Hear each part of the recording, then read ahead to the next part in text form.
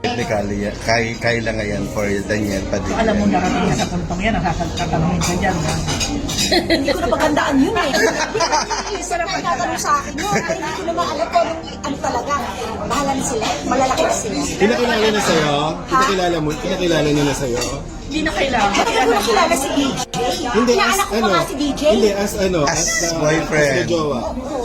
Actually, hindi ko nga rin alam eh. Nakalimutan ko. Pinaalala sa akin. Hindi ka nabibigyan ng regalo kay DJ. Oo, Wala. pinaalala lang sa akin ni Carla. Siguro mga years ago, sabi niya, ay, ako ba siya? Nakakaloka. Pero hindi, Jenny. Susunod na As the jowa, pinakilala na sa'yo yung gano'n.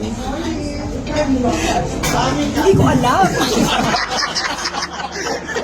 Showbiz, ha? Hindi ko prepare.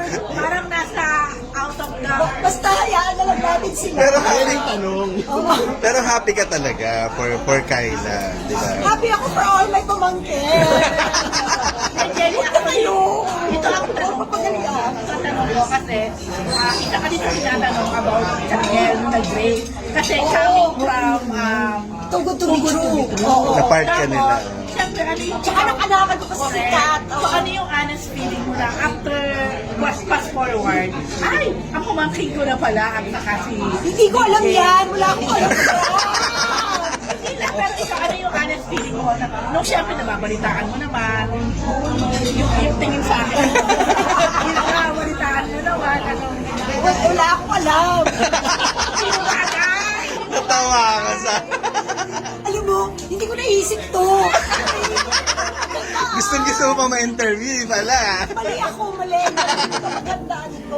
Yeah, pero kumbaga, ayun, bigyan mo lang kayo ng parang... Sa akin kung saan masaya ang mga Okay. batang ito, Okay. dun sila. Kung ano ikaniligaya nila, dun sila. Pero So, any Jenny, advice for Kyla kasi syempre, napabas siya din muna. siya eh. Dahil, alam mo, coming Ganyan from... talaga sa industry eh. Talagang when you're out there, that is one of the things you have to deal with, right? Because not everybody will like you.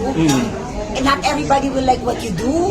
Not everybody will like your conviction. Basta, if you're true to yourself, maligaya ka, wala kang napaka, wala kang nasasaktan, yan ang importante. Syempre, kilala mo si Kyla. Paano mo siya... Hindi niya gagawin ko.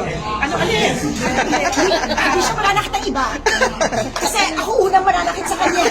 Pero hindi, yung masasabi mo sa lahat na he's a good person. He's a very good girl. No? Siyempre, pamangkin ko siya, sasabihin ko mabait siya, no? She's a good girl. So Jelly, as tita ni boto ka kay DJ dahil kilala mo rin naman si DJ. Hindi ko alam yan. Grabe mag-deny, ha? Kain ko pa ba siya, no? Hindi, ayoko ma-involve. Bakit? Ayoko. Jenny Awenta na isa si Kyla sa pinagsusulat channel na sa Kyla ay actress na producer. What? Hindi yan! Hindi totoo yan! Ayan, pwede mo i-deny. Kumbaga, malalaman mo yan. Kung totoo. Siyempre, malalaman ko yun. Tinawagan ako ni James Dubinet. Yes, correct. Ganun.